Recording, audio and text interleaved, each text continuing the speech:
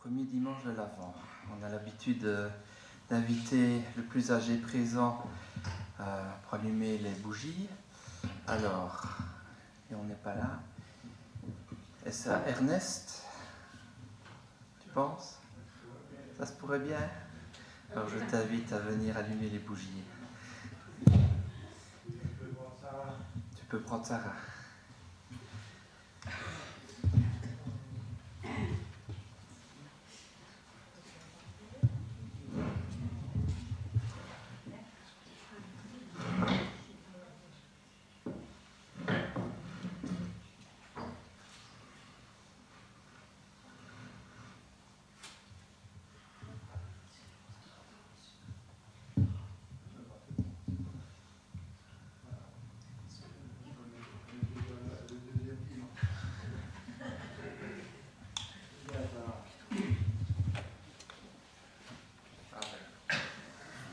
Voilà, bonjour à tous en tout cas, bonjour à Boris en particulier. J'ai cherché par là, ils sont par là. Boris et Nadia et les grands garçons, on est content de vous voir parmi nous. Bonjour à nos visiteurs, nos amis, on est content de vous voir aussi. Et alors on va commencer par les annonces, comme ça on ne sera pas distrait après pendant le culte. Donc mardi et jeudi études bibliques, mardi 12h30 et 19h30 études bibliques. Donc pour ceux qui ne savent pas nous rejoindre physiquement, vous êtes toujours le bienvenu par Zoom. Jeudi 19h30, réunion de prière plus le Zoom comme d'habitude. Dimanche, après le culte, donc la semaine prochaine, après le culte, il y aura répétition chorale de Noël. Alors l'heure n'est pas encore précise. Donc voilà, on va faire comme à notre habitude un petit test sur WhatsApp et alors on choisira l'heure. Et alors rappel, notre culte de Noël, le 25 évidemment à 15h, ainsi que le réveillon Nouvel An pour ceux qui veulent aller trouver Id. Comme ça, on va s'arranger ensemble pour voir ce que l'on va faire ce réveillon. Voilà, y a-t-il d'autres annonces? Pour le G30, on peut déjà s'inscrire. Un jour le G30, oui. Ce sera à 11h, oui. Donc si on peut s'inscrire le plus vite possible, et ce serait 15 €. 15 €. Donc voilà, les hommes, avis aux amateurs de bonne nourriture physique, mais aussi spirituelle, venez le 14 du 12 à 11h pour le G30 et aller trouver Paul. Voilà. Alors je vous invite à ouvrir votre Bible. Oui, pardon. Si pour le groupe de dames, on pourrait se voir après le culte, c'est parce que l'église de Genève nous invite et c'est pour savoir qui pourrait y aller. Ah ok, voilà. Donc les dames, allez trouver Gigi et réunissez-vous pour l'invitation. Voilà. Alors je vous invite à ouvrir donc votre Bible dans le psaume 135.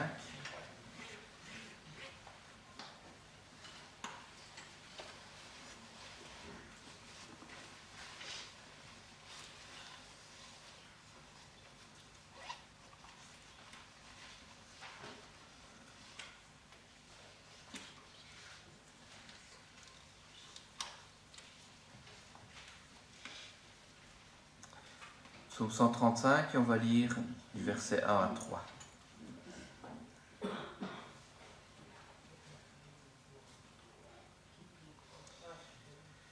Louez l'Éternel, louez le nom de l'Éternel, louez le serviteur de l'Éternel, qui vous tenez dans la maison de l'Éternel, dans les parvis de la maison de notre Dieu. Louez l'Éternel, car il est bon. Chantez en l'honneur de son nom, car il est beau. Alors, c'est au nom du Seigneur que nous sommes réunis ce matin, que nous sommes présents dans ce lieu, un lieu choisi pour nos réunions, un lieu qui a été construit spécialement pour cela, des réunions de louange, des réunions de prière, des réunions de partage de la parole, réunions d'écoute de sa parole. Alors c'est un lieu où chacun peut exprimer sa reconnaissance envers Dieu et élever sa voix, un lieu où nous sommes tous ensemble, réunis dans un même but. un lieu où nous nous rassemblons ensemble pour être avec Dieu.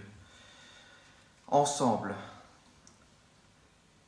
Avant ce jour où nous serons tous réunis avec tous les chrétiens de la terre auprès du Seigneur, dans son ciel et sur la terre pour l'éternité.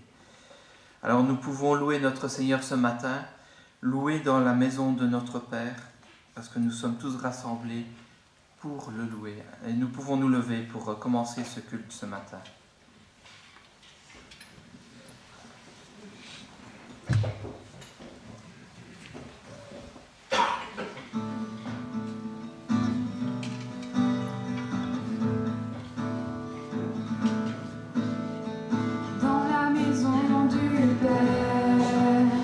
Voici tous rassemblés avec la terre entière. Nous proclamons ta bonté. Nous levons nos mains vers toi, Seigneur, vers l'auteur de notre joie. Nous te bénissons, libérateur. Nous t'adorons, notre roi. Dans la maison du Père, nous voici tous rassemblés avec la terre entière. Nous proclamons ta bonté. À genoux devant ta majesté, nous bénissons ton saint nom. Prosternés devant ta sainteté, tous émus nous t'adorons. Dans la maison du Père, nous voici tous rassemblés avec la terre entière. Nous proclamons ta bonté. Alléluia, nous reconnaissons ta grandeur, ta vérité. Tous unis, nous nous réjouissons, nous célébrons ta bonté. Dans la maison du Père, nous voici tous rassemblés avec la terre entière. Nous proclamons ta bonté. Amen. Je vais demander à Piotr si tu veux remettre la réunion entre les mains du Seigneur. Seigneur notre Dieu, quelle joie de t'appartenir, quelle joie de pouvoir te louer, te glorifier. Merci parce que nous pouvons être réunis en ta présence pour encore profiter de ce que tu as préparé pour nous, pour entendre ta parole, pour grandir en ta connaissance, pour nous approcher de toi. Merci Seigneur, parce que tu as promis que là où 2 ou 3 seront réunis en ton nom, tu seras parmi eux. Et nous savons que tu es aujourd'hui parmi nous. C'est toi qui nous bénis et c'est toi qui prends soin de nous dans notre vie de tous les jours. Et je te demande Seigneur, d'ouvrir nos cœurs pour entendre encore ta parole aujourd'hui. Au nom de ton Fils Jésus-Christ. Amen. Amen, amen. Alors, hier, c'était réunion spéciale jeunes. Je pense qu'on peut demander peut-être aux jeunes ce qu'ils ont vécu là. Est-ce qu'il y a des jeunes qui voudraient partager un peu? C'était une soirée bénissante qui a trouvé avec plusieurs jeunes de plusieurs églises de la Wallonie. On a pu faire plein de connaissances. C'était un très beau message. Un jeune de 18 ans qui a fait le CFV et qui a fait son premier message. Franchement, respect, il a très bien fait ça. Et le louange était vraiment chouette aussi. Il y avait plusieurs instruments et les chants étaient assez connus. Donc, on a pu vraiment se retrouver entre jeunes qu'on ne se connaissait pas et faire de belles connaissances. Vraiment béni par le Seigneur. Amen. Alors, il y aura une autre réunion interjeune le 29 mars, voilà. Donc, voilà, les jeunes qui sont déjà là. Sachez qu'il y aura une réunion spéciale pour vous et bien sûr les réunions de jeunes habituelles ici à l'église. Alors, C'est au nom du Seigneur que nous sommes présents aujourd'hui, on l'a déjà dit. On peut chanter ce matin pour notre Seigneur, nous qui sommes rassemblés dans ce lieu, car il est bon de reconnaître que notre Dieu est bon. Parce que tout est accompli et plus rien ne peut nous séparer de Dieu. J'espère que c'est votre espérance, que vous serez avec Dieu pour l'éternité. Son Fils est venu en ce premier dimanche de l'Avent, nous voulons aussi nous rappeler de son arrivée sur terre, de ce que nous allons fêter dans 3 semaines et de notre présence en ce lieu. Pourquoi sommes-nous ici ce matin? Reconnaître sa bonté envers nous et lui rendre la gloire qui lui revient. Alors comme les anges annonçant la venue de Christ, nous pouvons être joyeux de ce que le Père a envoyé son Fils pour nous. Et je vous invite à vous remettre debout et nous allons chanter ensemble, tous joyeux, bénissons le Seigneur. On peut passer par des moments d'épreuve, des moments difficiles, mais avec le Seigneur, nous pouvons garder sa joie et le louer et l'adorer. Alors levons-nous pour chanter ce chant.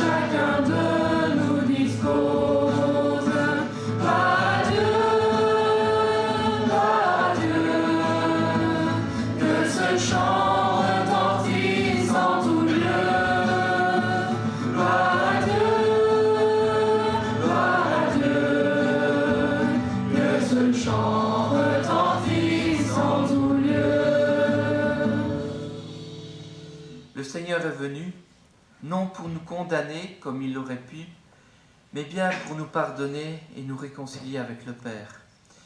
Et bien plus que nous réconcilier et rester ensuite à distance de nous comme certains le font.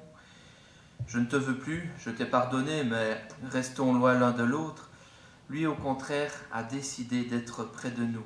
Et bien plus encore, il a désiré habiter en nous, par son esprit. Ainsi, il est avec nous à chaque instant de notre vie. Et la maison du Père extérieur est aussi maintenant à l'intérieur de nous. La maison de prière, qui est le bâtiment où nous sommes, est entrée en nous. Et nous sommes devenus son temple, le temple de Dieu, qui est partout où nous sommes. Et nous pouvons le prier et être avec Dieu à chaque instant de notre vie. Et ça, c'est une bénédiction, n'est-ce pas? Alors nous sommes une maison pour Dieu et nous voulons chanter ce chant ce matin.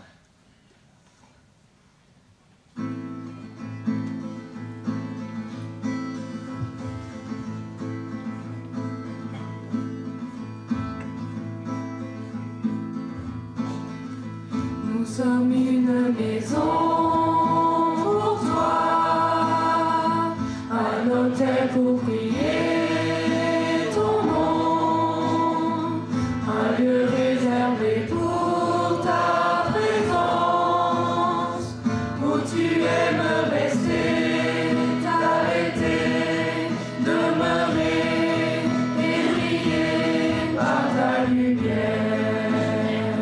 Ce temple est pour ton Saint-Esprit, une habitation pour ta gloire, un endroit où tu viens habiter, maison d'adoration, de louange, de prière, consacrée à ton amour. Tu es l'oasis au milieu du désert, l'eau vive qui coule dans les sources amères, le soleil qui brille au milieu de la nuit, l'aurore qui se lève sur nos vies. Tu es l'oasis au milieu du désert, l'eau vive qui coule dans les sources amères, le soleil qui brille au milieu de la nuit, l'aurore qui se lève sur nos vies. Nous sommes une maison pour toi, un autel pour prier ton nom, un lieu réservé pour ta présence, où tu aimes rester, t'arrêter, demeurer et briller par ta lumière. Amen. Il est l'oasis au milieu du désert, celui auprès duquel nous avons de la fraîcheur et une sécurité, et non de la poussière et de la crainte. Un lieu où nous avons une eau désaltérante, à satiété, et qui ne tarit jamais. Il est le soleil qui nous éclaire sans nous brûler, même dans les jours les plus sombres de notre vie. Une aurore, un jour nouveau pour chacun de nous, un jour qui ne finira jamais, un jour éternel, car il règne pour toujours, et son règne n'a pas de fin. Et si nous sommes avec lui, rien ne peut nous éloigner de cette eau vive. Pour la durée des temps, il règne et il est majestueux. Amen. Amen.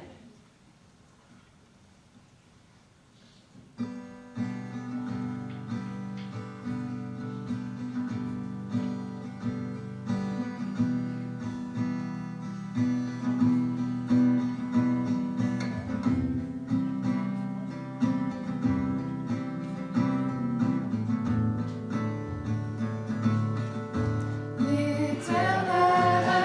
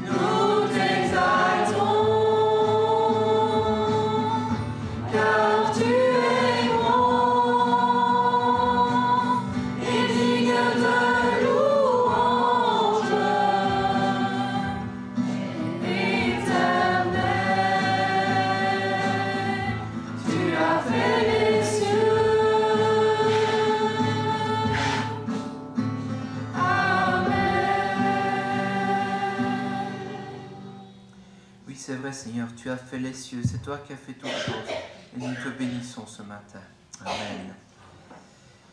L'Éternel nous attend, et pour certains, cela peut faire... Non, pardon, l'Éternel il attend. Et cela peut faire peur à certains. Et si l'éternité ressemblait à ce que nous vivons aujourd'hui, cela serait bien triste, n'est-ce pas? Mais nous savons qu'avec le retour de Christ, c'est la fin du mal aussi qui arrivera. Et après les 1000 ans de règne du Seigneur Jésus ici, sur cette terre, un nouveau monde nous attend. Un nouveau monde éternel, restauré, arrivera enfin avec une paix sans fin. Et nous sommes les héritiers de Christ, et nous vivrons éternellement avec lui. C'est ce qui nous attend, dans les grandes lignes en tout cas. Pourquoi devrions-nous être alors tristes et inquiets? Notre futur est déjà écrit, parce que nous sommes héritiers de Dieu. Nous pouvons être joyeux et exprimer notre reconnaissance et louer notre Dieu pour toujours et éternellement pour sa bonté envers nous. Nous pouvons chanter que nous sommes héritiers de Dieu et ensuite élever nos voix, nos prières, notre reconnaissance envers notre Seigneur. Pécheurs perdus, dans la rébellion, loin de pouvoir nous justifier, nous méritions sa condamnation, étant sous la colère de Dieu. Mais Dieu fait éclater son amour en nous donnant son Fils unique. Nous sommes déclarés justes pour toujours, car à la croix, il paye pour nous. Amen. Amen.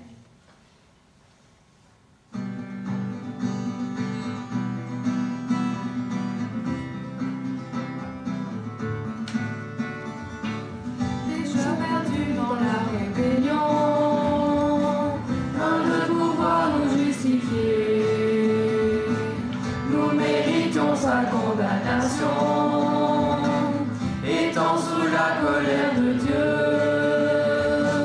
Mais Dieu fait éclater son amour en nous donnant son Fils unique. Nous sommes déclarés justes pour toujours, car à la croix il paye pour nous. Justifiés par Dieu le Père, aucune condamnation en Christ, crions par l'Esprit, Abba Père, adopté héritier de Dieu. Si le péché veut nous enchaîner, combattons par le Saint-Esprit. Quand nous sommes faibles et persécutés, c'est lui qui intercède pour nous. Justifiés par Dieu le Père, aucune condamnation en Christ, crions par l'Esprit, Abba Père, adopté héritier de Dieu. Attendons avec persévérance, scellés par la vie éternelle. Souffrons encore avec espérance, en vue de la gloire à venir. Justifiés par Dieu le Père, aucune condamnation en Christ, crions par l'Esprit, Abba Père, adopté héritier de Dieu. Justifiés par Dieu le Père, aucune condamnation en Christ, crions par l'Esprit, Abba Père, adopté héritier de Dieu. Oui Seigneur, nous avons été adoptés. Nous avons été adoptés par toi Seigneur. Et c'est une joie Seigneur d'être ton enfant, d'être héritier de cette vie éternelle Seigneur. Et nous te louons et nous t'adorons pour cela. Sois béni. Amen.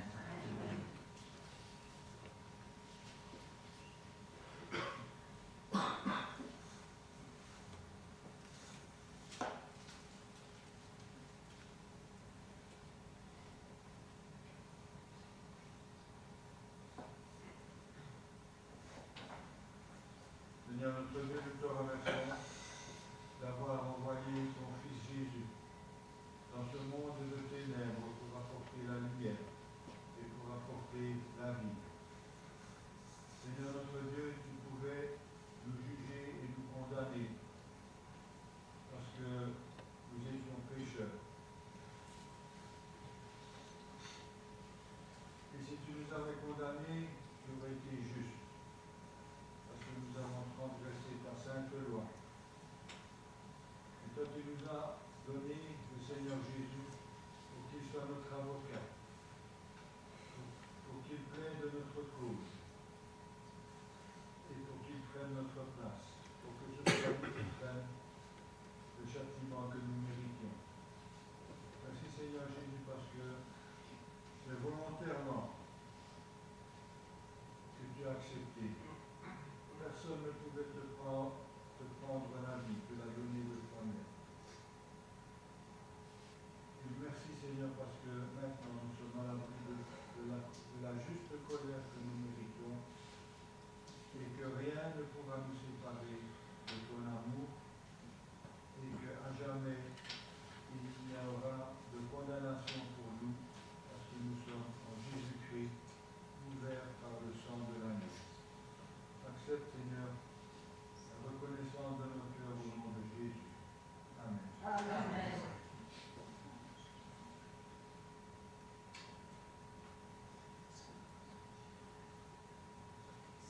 Seigneur, ce que nous possédons ici sur terre n'est rien. Tu ne nous laisses rien. Lorsque nous partirons vers toi, tu nous laisseras le plus merveilleux des cadeaux, c'est d'être héritier et héritière de ton royaume. Grâce à toi, Seigneur, nous pourrons aller à la vie éternelle et au bonheur éternel. Amen. Amen.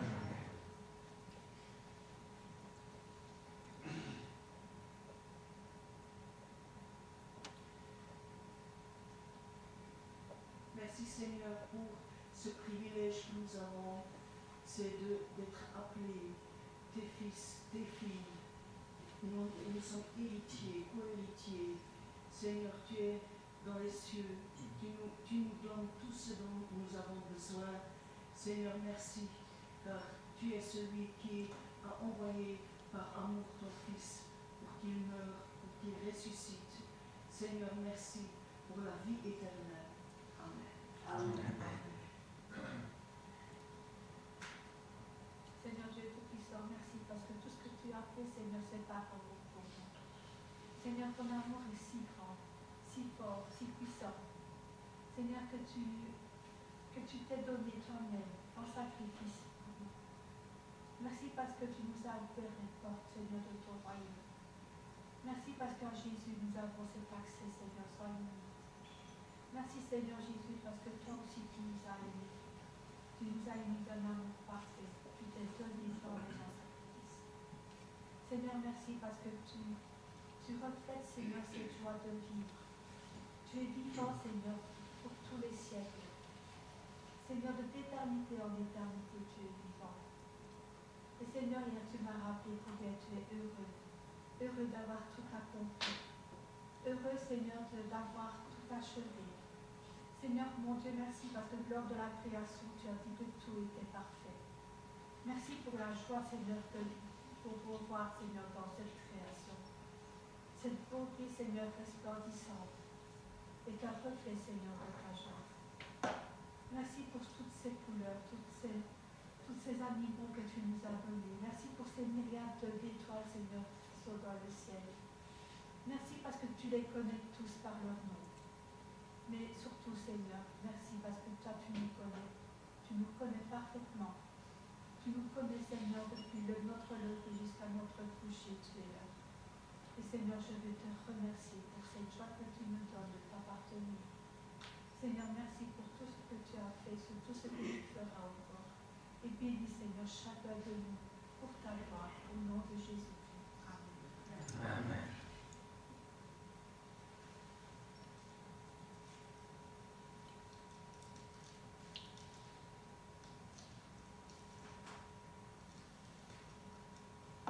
Amen. Nous sommes héritiers de Dieu. devenus ses enfants par sa volonté et non par la nôtre, ni même par nos propres forces, mais par le moyen de la croix. Cette croix, cette mort atroce pour Christ est un sujet de bénédiction pour nous. Ça a été un objet de malédiction pour lui, mais quelle bénédiction pour nous qu'il soit passé par la croix. Car c'est en passant par cette croix que Christ accomplit le pardon de nos fautes et qui nous réconcilie avec le Père. Et c'est devant le Christ et son sacrifice que nous nous prosternons aussi, en reconnaissance de ce qu'il a fait pour nous. Nous pouvons nous lever et chanter le chant 202 avant de prendre la Sainte Seine ensemble. Seigneur, tu me cherches, tu me connais, et si je t'oubliais, je sais que tu m'aimes. Ta sainte présence, elle m'environne à chaque moment, je sais que tu m'aimes. À la croix, je me prosterne, où ton sang coula pour moi. Levons-nous pour chanter ce chant.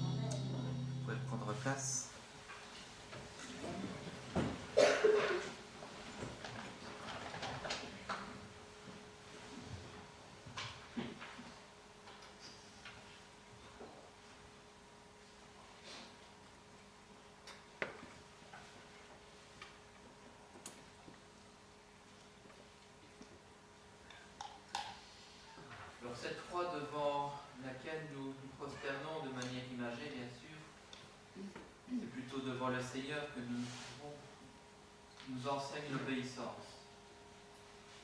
L'obéissance d'un fils pour son père, un prince pour son roi, un serviteur pour son maître. Car Jésus a tout accompli par obéissance. Bien que plein de puissance, il aurait pu se rebeller et refuser de monter sur la croix. Bien que plein de puissance, oui. Mais la parole nous dit ceci, c'est lui-même qui l'a dit. Je suis descendu du ciel pour faire non ma volonté, mais la volonté de celui qui m'a envoyé. Et la volonté du Père était qu'il souffre et qu'il meure pour nos péchés. Par son obéissance, il nous montre comment aimer vraiment. Nous qui avons reçu le pardon et sommes devenus héritiers de Dieu, nous avons une dette envers Dieu et envers son Fils. Une dette qui nous est impossible de rembourser. Rien que nous pourrions faire ne pourrait compenser ce que Christ a fait pour nous. Il nous demande une seule chose en retour, et c'est pour notre bien. Aimez-vous les uns les autres comme je vous ai aimé, et aussi aimez le Seigneur votre Dieu de tout votre cœur, de toute votre âme, de notre être physique et de toute votre pensée. Soit d'aimer Dieu de tout notre être, de tout ce que nous sommes. Alors aimons notre Dieu comme chacun de ceux qui nous entourent. Prenons quelques instants pour nous préparer à prendre ce repas et à penser à ces quelques paroles.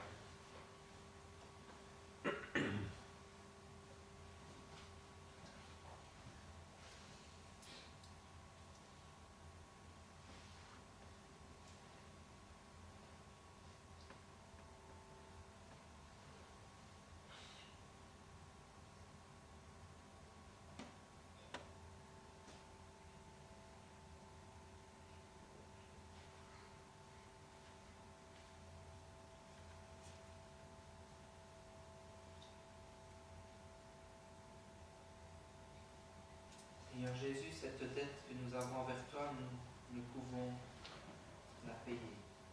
Et tu ne nous le demandes même pas, Seigneur. Parce que Christ a payé à notre place. Mais Seigneur, nous voulons en retour, comme le Seigneur Jésus nous l'a montré, être obéissant et t'aimer en retour. Seigneur, sois loué, sois béni pour toute cette bonté que tu as eue envers nous. Et aide-nous par ton esprit à être obéissants. Amen. Amen. J'invite tous ceux qui ont accepté le Seigneur et qui par obéissance ont passé par les eaux du baptême à se lever pour faciliter la distribution.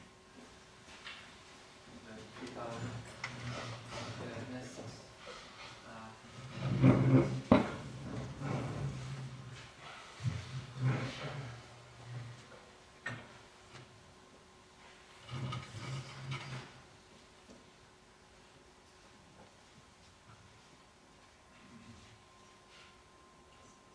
Seigneur Jésus, c'est toi qui es le pain de vie, le pain qui est descendu du ciel pour donner la vie au monde.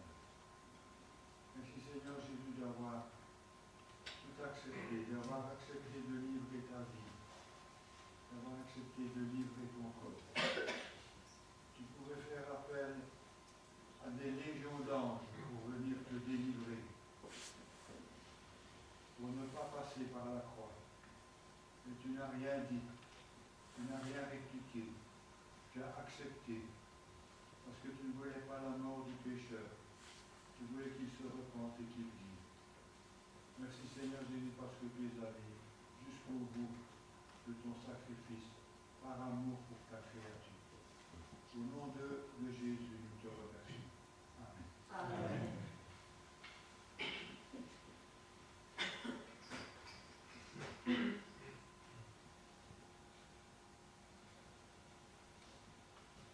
Oui, Seigneur Jésus, ce n'est pas sous la contrainte, avec résignation que tu t'es avancé vers ton supplice et ta mort sur la croix.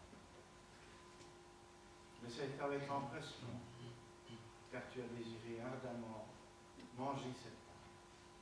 Seigneur, c'est parce que tu connaissais l'enjeu pour nous, l'importance qui était ni plus ni moins que notre salut éternel ou notre condamnation éternelle.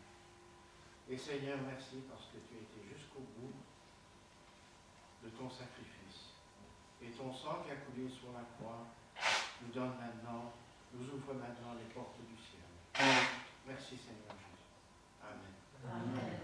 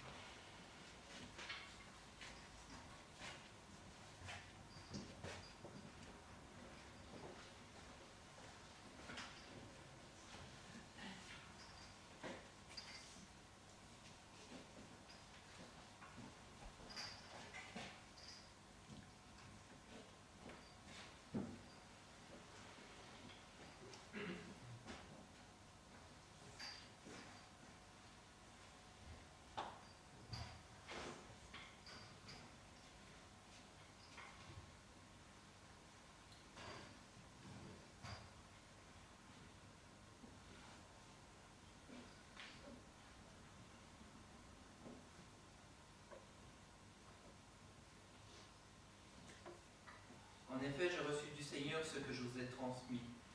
Le Seigneur Jésus, la nuit où il a été arrêté, a pris le pain, et après avoir remercié Dieu, il a rompu et dit, prenez, mangez, ceci est mon corps qui est rompu pour vous.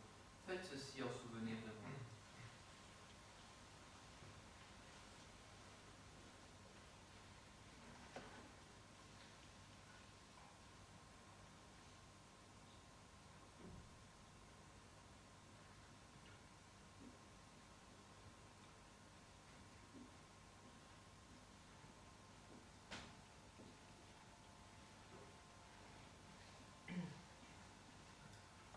De même, après le repas, il prit la coupe et dit, cette coupe est la nouvelle alliance en mon sang. Faites ceci en souvenir de moi toutes les fois que vous en boirez.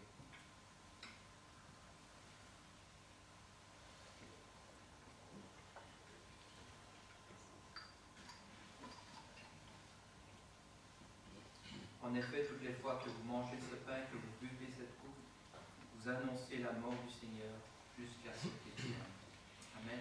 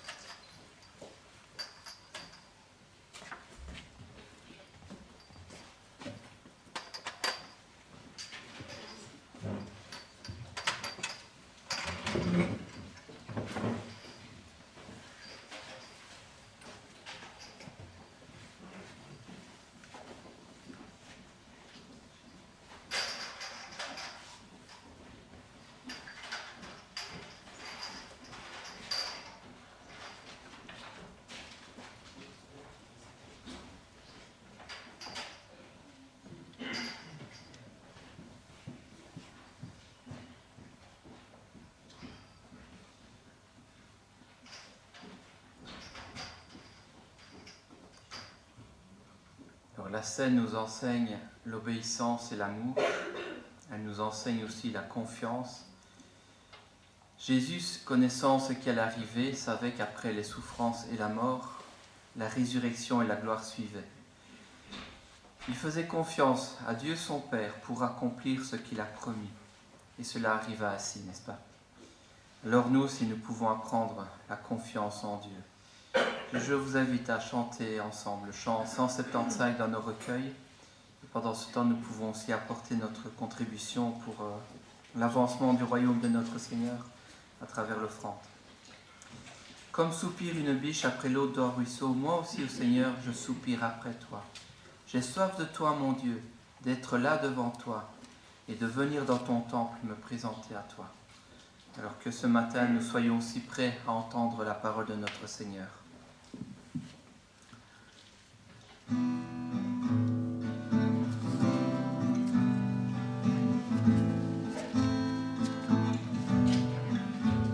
Comme soupire une biche après l'eau d'un ruisseau, moi aussi, ô Seigneur, je soupire après toi.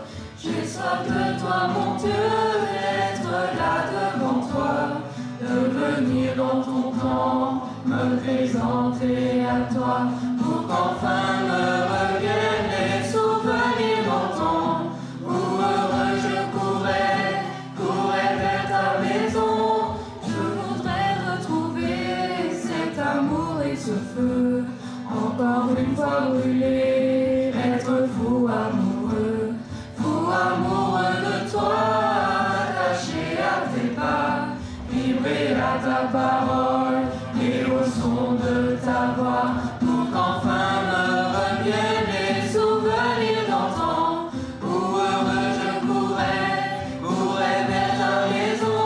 Je veux crier à toi, plutôt que de me plaindre, je veux compter sur toi, te louer à nouveau, l'espérance et la joie seront dans ta présence. Je veux crier à toi, mon Sauveur et mon Dieu. Montre-moi, Seigneur, chaque jour ta bonté, ta grandeur et ta grâce, et moi je chanterai celui qui de ma vie est maître, celui qui m'a choisi et qui me fait renaître, pour qu'enfin je revienne les souvenirs d'antan, où heureux je courais vers ta maison. Je veux crier à toi, plutôt que de me plaindre, je veux compter sur toi, te louer à nouveau, l'espérance et la joie seront dans ta présence. Je veux crier à toi, mon Sauveur et mon Dieu. Je vais demander à Christophe de prier pour l'offrande. Merci. Seigneur, nous nous procédons bien ici bas, Seigneur, nous venons de toi. Je te remercie, Seigneur, pour toutes les choses que tu nous apportes chaque jour, Seigneur, toutes les bénédictions, Seigneur, toutes les grâces, Seigneur, et la partie matérielle aussi, je te remercie. Je demande, Seigneur, de porter ta main, Seigneur, sur l'argent qui a été récolté sans toi, Seigneur, qu'elle puisse aider pour l'avancement de ton règne, Seigneur, pour que et bénis, Seigneur, aussi ton Église, Seigneur, pour que ta parole soit répandue, Seigneur, ici. Je demande aussi, Seigneur, de porter ta main sur notre frère qui va nous apporter le message sur la place, Seigneur. Je te demande de préparer nos cœurs, Seigneur, à l'écoute de ce que tu veux. Amen. Amen. Vous pouvez prendre place. Alors avant de laisser la place à Boris, j'invite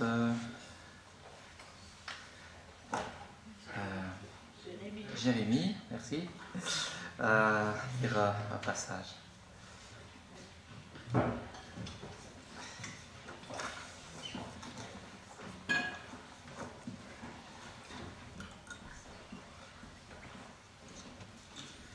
Alors, bonjour à tous. Je vais vous partager Philippiens 3, de 1 à 11. Au reste, mes frères, réjouissez-vous dans le Seigneur. Je ne me laisse point de vous écrire les mêmes choses, et pour vous cela est salutaire. Prenez garde aux chiens, Prenez garde aux mauvais ouvriers, prenez garde aux faux circoncis. Car les circoncis, c'est nous qui rendons à Dieu notre culte par l'Esprit de Dieu, qui nous glorifions en Jésus-Christ et qui nous ne mettons point notre confiance en la chair.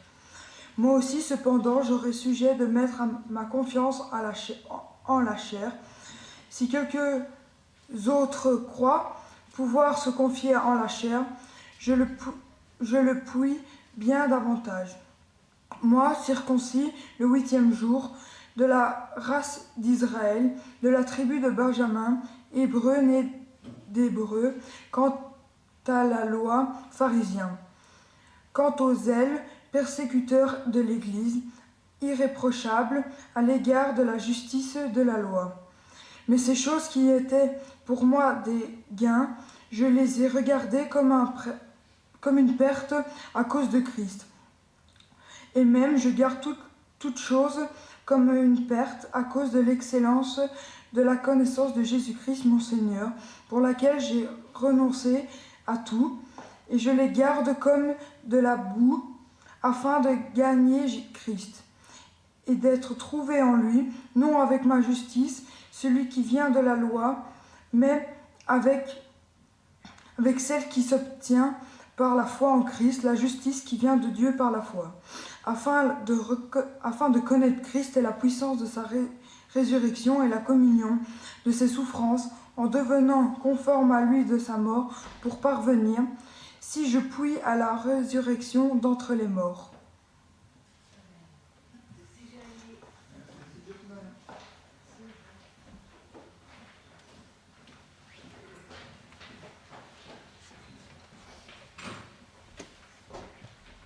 Bonjour à tous.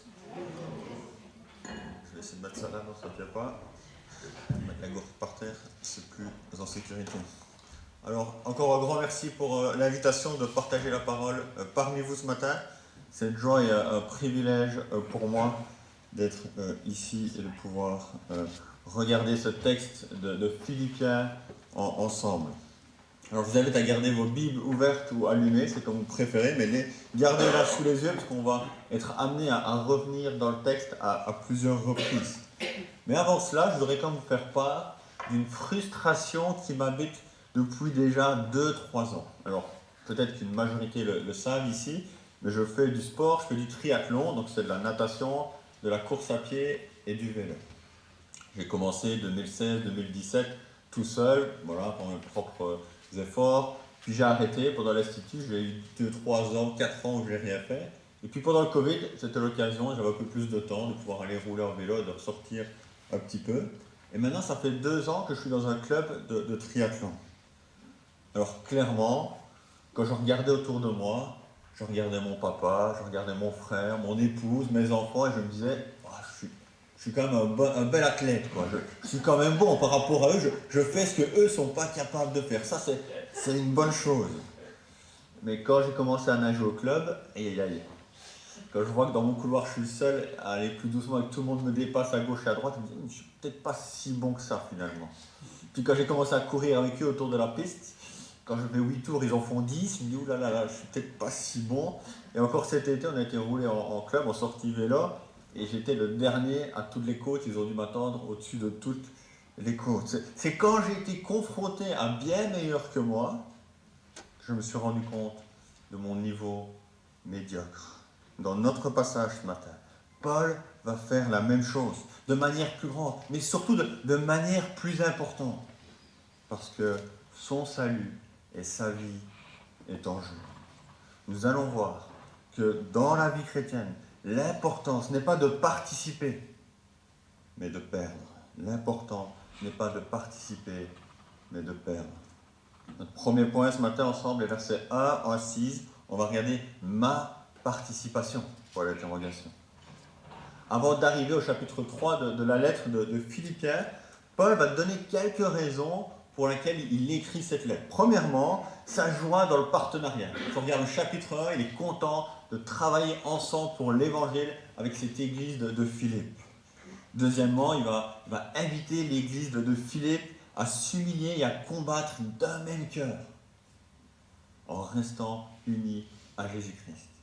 Et puis, fin du chapitre 2, on voit qu'il envoie Épaphrodite et Timothée. Et puis il commence, chapitre 3, là où nous sommes aujourd'hui, chapitre 3, verset 1. Maintenant donc, continuez à vous réjouir dans le Seigneur. Tout cela, tout ce qui vient de se passer avant, est une bonne raison d'être dans la joie. Même si globalement, l'église de Philippe se porte bien, c'est une église où il n'y a pas trop de problèmes bien précis, l'apôtre leur dit qu'il n'hésite pas de leur écrire encore les mêmes choses pour leur sécurité. Quelles sont ces choses? Verset 2, regardez avec moi. Faites attention aux chiens, faites attention aux mauvais ouvriers, faites attention aux faux circoncis. C'est vrai, votre situation est confortable, vous faites attention, donc faites attention, certainement il y a de bonnes raisons pour lesquelles vous pourriez être mis en danger. Et ces 3 mises en garde ici, on parle de chiens, de mauvais ouvriers, de faux circoncis, ça s'adresse aux mêmes personnes, au même groupe de personnes, à des judaïsants. C'est-à-dire des soi-disant chrétiens, d'origine juive ou pas, c'est pas grave, qui encourageaient les autres chrétiens d'origine païenne à se faire circoncire, à obéir à la loi et aux traditions juives. Des personnes pour lesquelles l'obéissance à la loi et plus si affinité était important en vue du salut. Paul était hyper pacifiste dans toute cette lettre. Si vous lisez toute la lettre aux Philippiens, ça ne vous prendra même pas 10 minutes de la lire en entier. Vous allez voir que Paul a un langage super pacifiste. Et ici, on pourrait être choqué par les mots qu'il emploie, n'est-ce pas? Mais le vocabulaire de Paul est choisi avec justesse, mes amis. Parce que les personnes concernées savaient très bien de quoi il s'agissait. Les judaïsants, eux, appelaient les autres, les païens, ils les appelaient des chiens. Alors que c'est eux-mêmes qui sont les chiens au cœur du problème. Ils pensaient avoir besoin de faire beaucoup de bonnes œuvres, n'est-ce pas? Alors qu'ils sont quoi? Des mauvais ouvriers. Et comme on l'a dit, ils pensaient que la circoncision était nécessaire pour faire partie du peuple de Dieu, alors qu'ils sont des faux circoncis. Paul va alors exposer ce que sont les véritables circoncis, ce que sont les véritables chrétiens. Verset 3, regardez. C'est ceux qui rendent un culte en esprit. C'est ceux qui placent leur fierté en Jésus-Christ. C'est ceux qui mettent pas leur confiance dans leurs conditions et dans leur chair. Et c'est vraiment ici le point que Paul va continuer à développer par la suite de ces versets. L'importance de mettre sa fierté en Jésus-Christ et non dans sa propre condition, dans qui nous sommes, dans ce que nous faisons. Paul va donner de sa personne, de son exemple, pour aider les Philippiens ici à être prudents et à faire attention. Regardez avec moi, on va relire les versets 4 à 6. Pourtant, moi-même, je pourrais mettre ma confiance dans ma condition. Si quelqu'un croit le pouvoir se confier dans sa condition, je le peux plus encore. Paul est en train de dire ici que ce serait légitime de mettre sa fierté, sa confiance dans sa propre condition. Dans ce qu'il est, dans ce qu'il a fait. Il dit oui, je peux. Et si les faux circoncis peuvent mettre leur confiance dans leurs conditions, alors moi, je le peux plus encore. Et regardez pourquoi, verset 5. J'ai été circoncis le 8e jour. Tout d'abord, Paul va commencer parce que les judaïsants trouvaient le plus important. Il fallait que tout le monde se circoncis. Moi, il faut être circoncis. Mais moi, je suis circoncis, dit Paul. Et en plus, le 8e jour, comme la loi l'exige.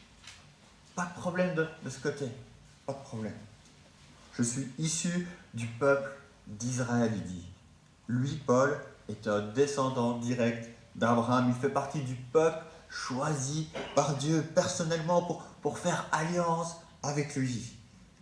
Il fait partie du peuple héritier direct de la promesse de Dieu, d'avoir une relation particulière avec Dieu, de devenir nombreux, d'habiter dans un pays libre où coule le lait et le miel. Paul fait partie de ce peuple, Israël. Et pas seulement, regardez, de la tribu de qui? De Benjamin.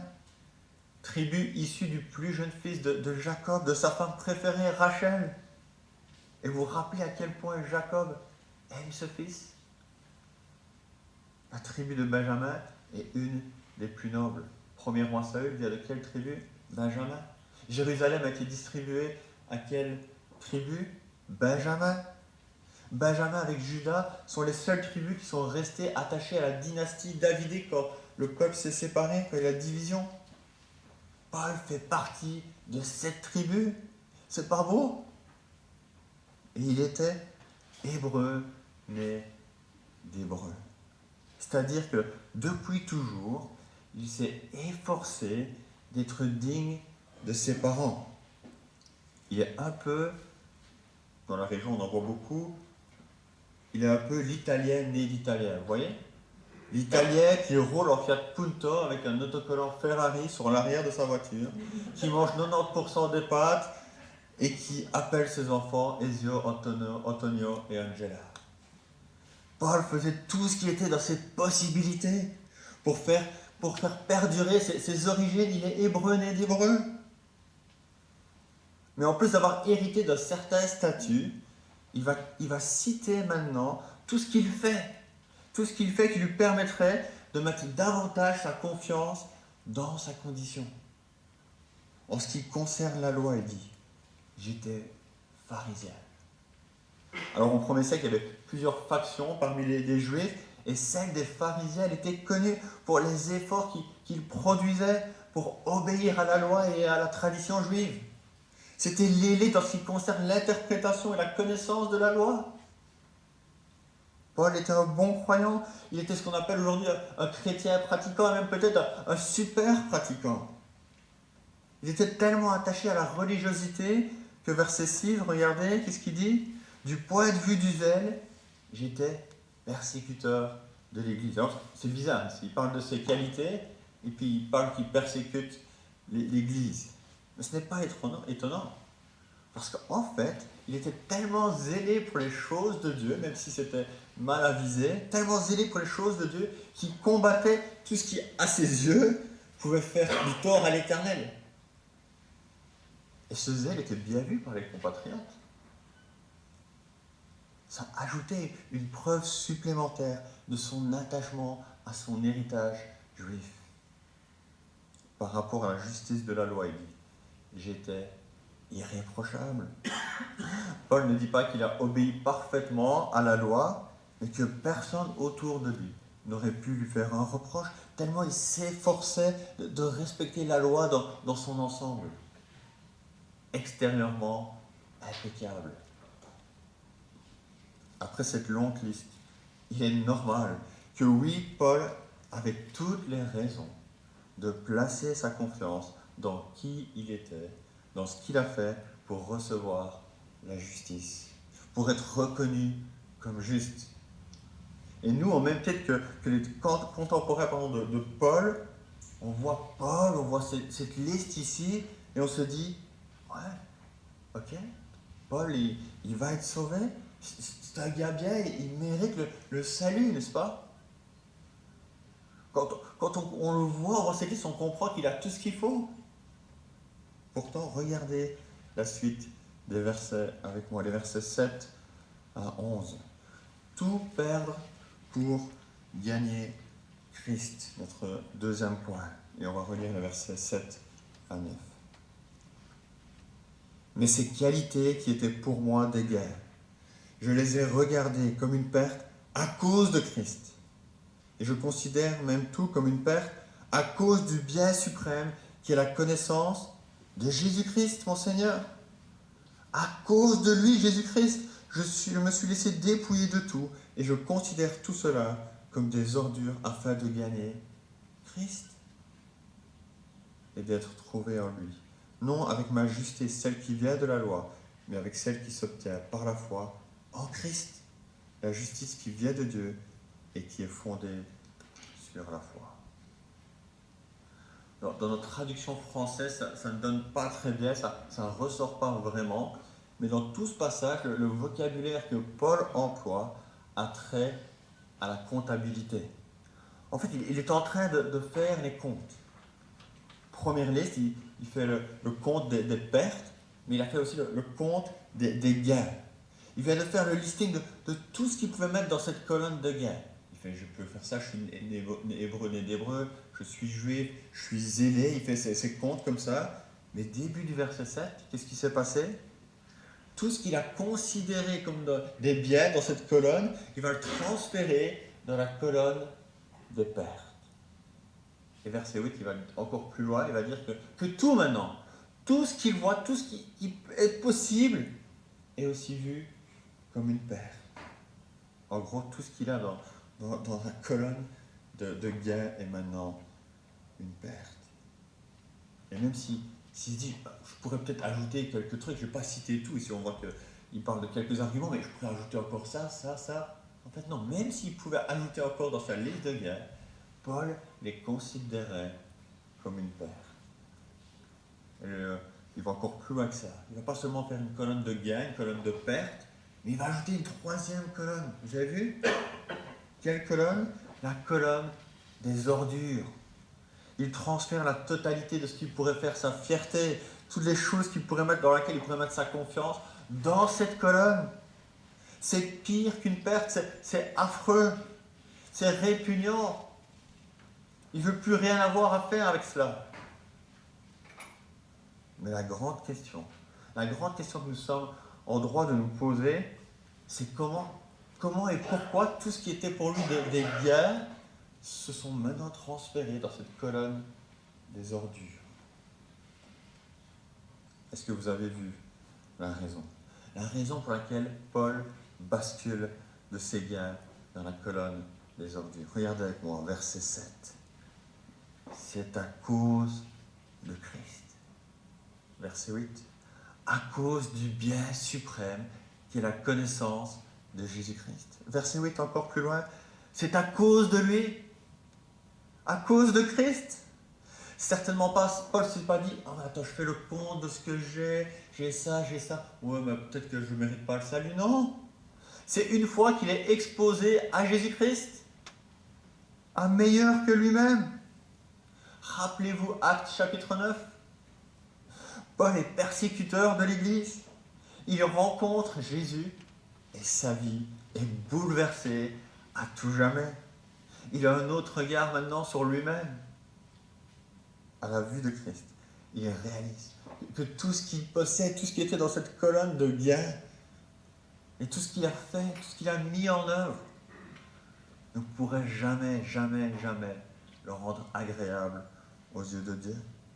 Quand Paul regarde à Christ, à sa personne et à son œuvre, il n'a pas d'autre choix de voir tous ces gains comme des pertes.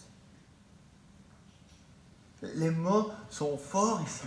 Vous avez vu comment Paul parle? À cause de quoi? À cause du bien suprême. Jérémie a lu, peut-être d'autres versions, à l'excellence.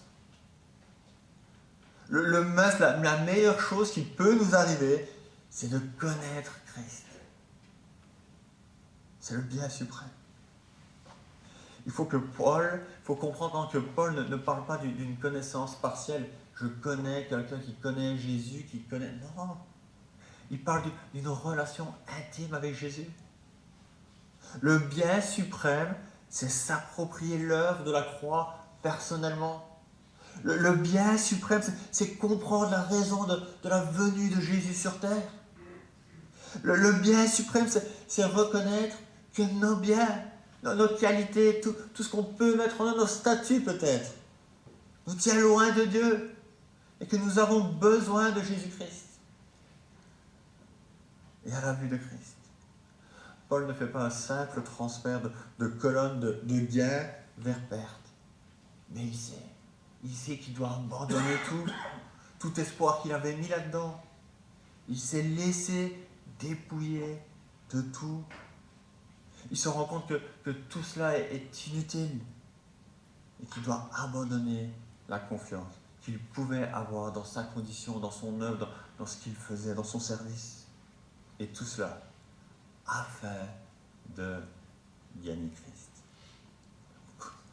Paul a une plume incroyable. Vous voyez l'utilisation des mots de Paul. tout perdre, je vois tout ça comme une perte pour gagner Christ. C'est seulement quand on est prêt à tout perdre, quand on considère tout ce que nous sommes, tout ce que nous faisons, tout ce que nous avons comme des pertes, que nous pouvons gagner Jésus-Christ. Mais que veut dire gagner Christ, n'est-ce pas? On ne peut pas mettre la confiance dans ce qu'on fait, dans ce qu'on est, mais on pourrait gagner Christ. Paul explique ce qu'il entend par cela. Verset 9, regardez. Afin de gagner Christ et d'être trouvé en lui. Non avec ma justice, celle qui vient de la loi, en obéissance, mais avec celle qui s'obtient par la foi en Christ. La justice qui vient de Dieu et qui est fondée sur la foi. Gagner Christ, c'est être au profit de sa justice. Alors, dans la compréhension actuelle d'aujourd'hui de gagner, nous comprenons que pour gagner, nous devons faire quelque chose, n'est-ce pas? Si vous voulez gagner un salaire, vous devez travailler. Si vous voulez gagner un match de foot, il faut choisir les meilleurs joueurs et il faut aller jouer le match. Mais la conception chrétienne de gagner Christ est à l'opposé de cela. C'est pour ça que c'est souvent difficile pour nos amis non chrétiens de comprendre la grâce de Dieu. Ils veulent faire quelque chose, ils pensent ou ils voudraient faire des choses pour être sauvés, pour gagner l'approbation de Dieu, pour aller au paradis. Mais la seule chose que Dieu nous demande, c'est de tout perdre. Tout perdre pour gagner Christ. C'est regarder tous nos biens comme une perte. C'est réaliser à quel point nous sommes pécheurs et perdus. C'est reconnaître comme Paul que nous ne pouvons pas obtenir la justice devant Dieu par une certaine obéissance à la loi ou par notre obéissance à un compte de bonne conduite. Non. Pour obtenir la justice qui vient de Christ, tu dois reconnaître que même ce que tu penses être bien t'éloigne de Dieu. Paul, dans ce verset, met en contraste sa propre justice qu'il recherchait dans la loi et la justice de Dieu qui s'obtient par la foi en Jésus. Il constate que la loi conduit à la mort, mais que la foi en Jésus-Christ conduit à la vie. Paul a été exposé à Jésus. Et même si humainement il était une bonne personne, un bon religieux, un chrétien hors norme, ce n'était pas suffisant pour le rendre juste devant Dieu.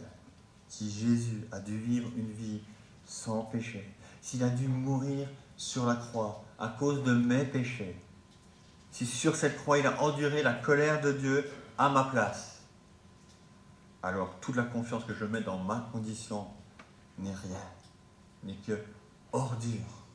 Seule la justice qui découle de la croix est capable de me rendre juste devant Dieu. À ce stade, il est peut-être utile de juste résumer la pensée du témoignage de Paul ici. Permettez-moi de boire un coup.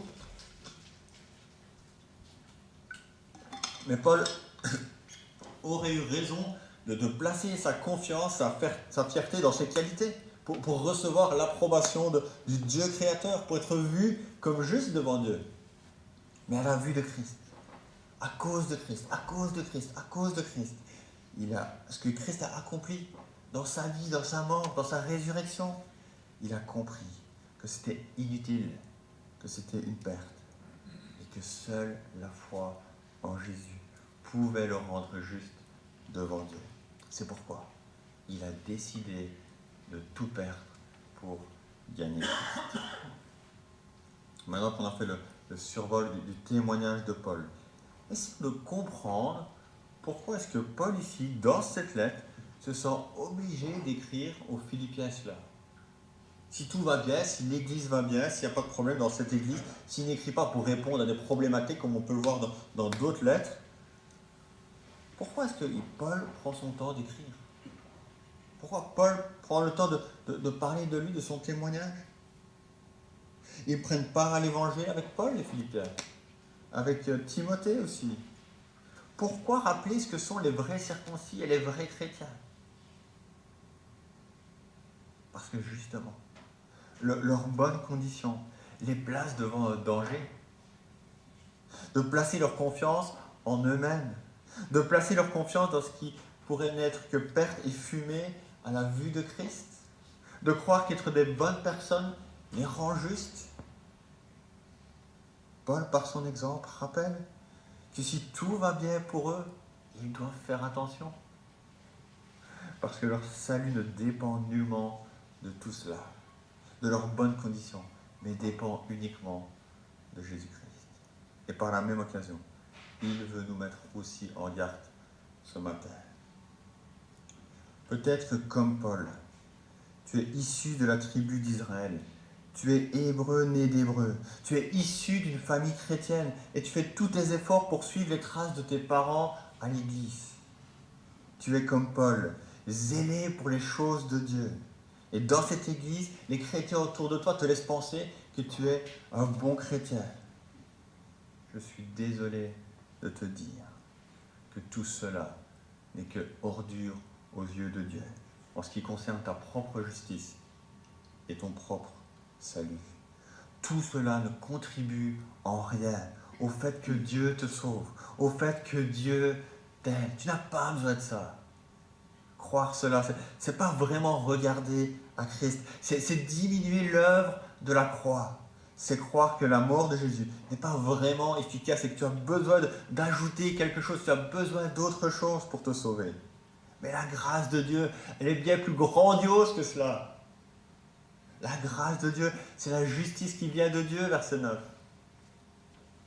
Fondée sur la foi seulement en Jésus-Christ. Crois au Seigneur Jésus et tu seras sauvé. Rien de plus. Dans ce passage ce matin, Dieu t'invite à voir tout ce que tu as comme une perte afin de gagner Christ et d'être revêtu de sa justice. Quel cadeau merveilleux! Merveilleux! Peut-être ce matin, tu n'es pas comme Paul, hébreu né d'hébreu, mais tu es comme Paul, pharisien en ce qui concerne la loi, irréprochable face à la justice de la loi.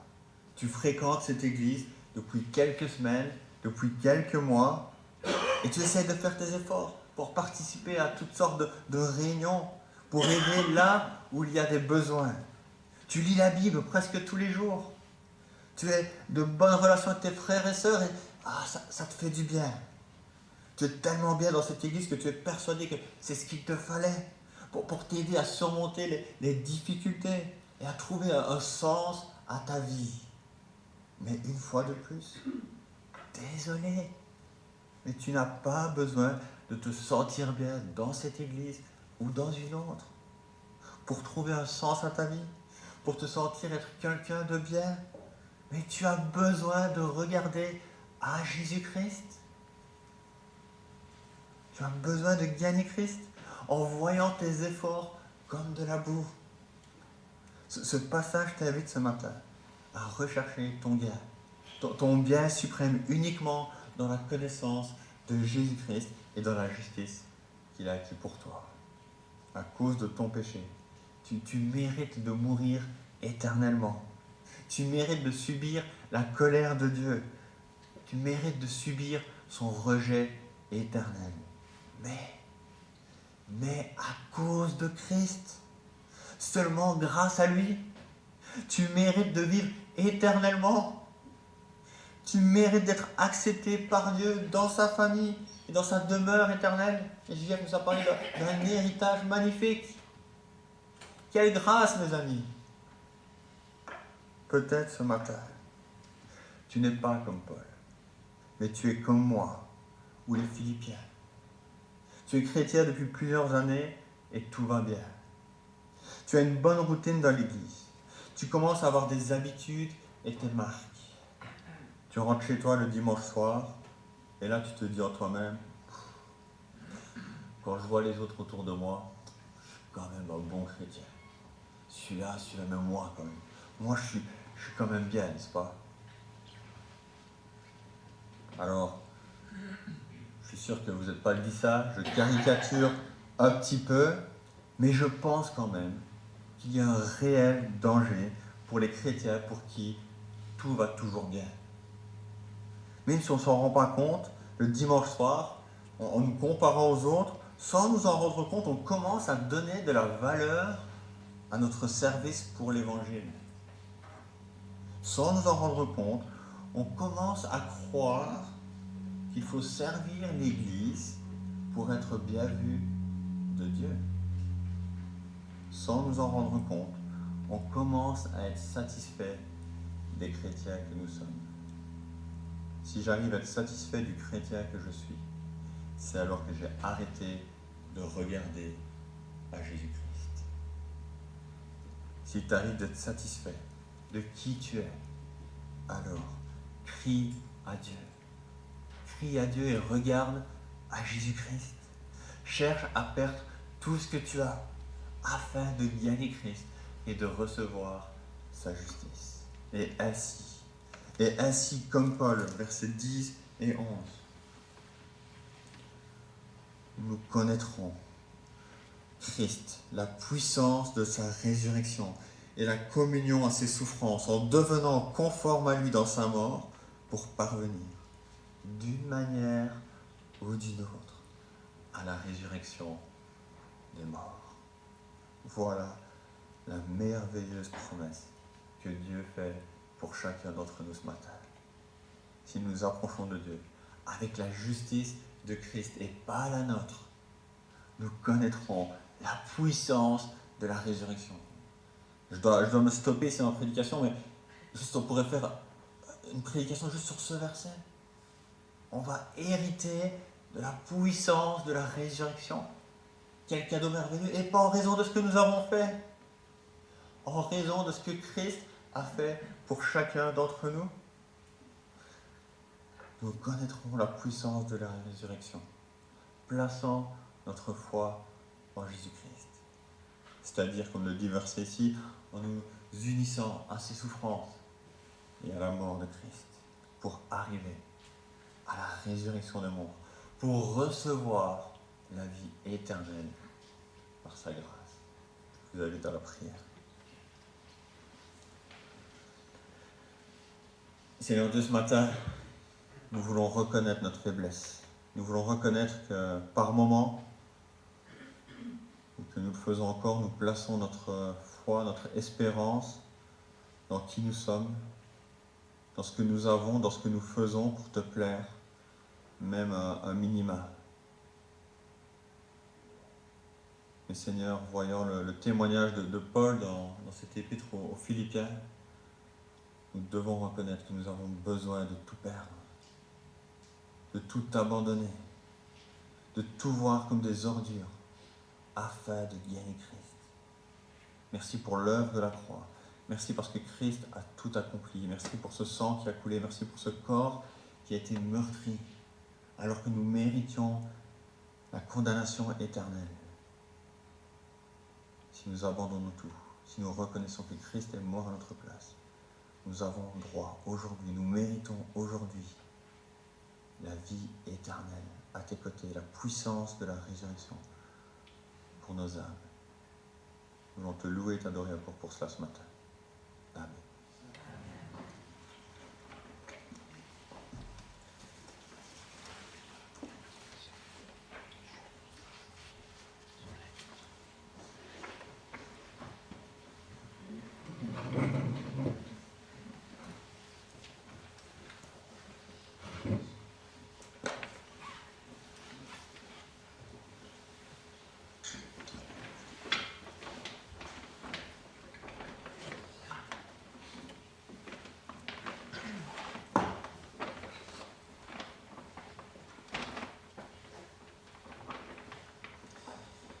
Que nous faut-il de plus?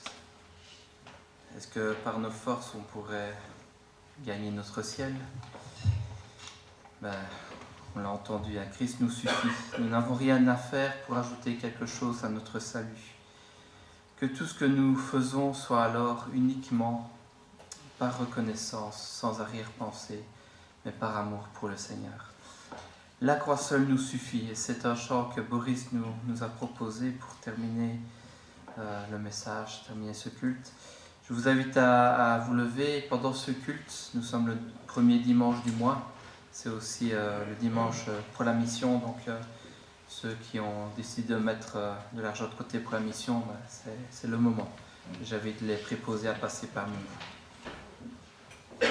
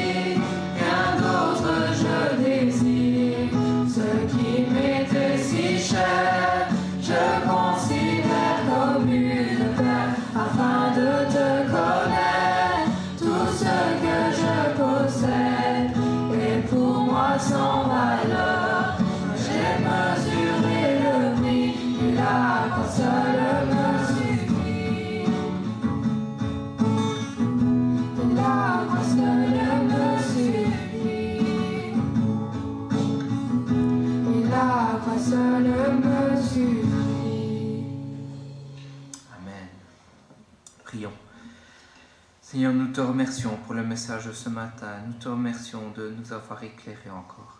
Seigneur, nous te prions pour l'offrande que nous avons mis de côté pour ton œuvre, Seigneur, et te demandons de bénir nos frères et nos sœurs qui sont sur le champ missionnaire et qui vont utiliser cet argent afin de faire grandir ton œuvre là où ils sont, là où tu les as placés. Merci de les bénir, de les garder tant dans leur santé physique que spirituelle, Seigneur, de bénir l'œuvre que tu accomplis là-bas et de garder tous ceux qui sont en contact avec eux. Sois loué au nom de Jésus. Amen. Amen. Je vous laisse avec les paroles de bénédiction de Paul aux Éphésiens. Que la paix et l'amour avec la foi soient donnés aux frères et sœurs de la part de Dieu le Père et du Seigneur Jésus-Christ. Que la grâce soit avec vous, tous ceux qui aime notre Seigneur Jésus-Christ d'un amour que rien ne peut corrompre. Amen. Un bon dimanche à tous.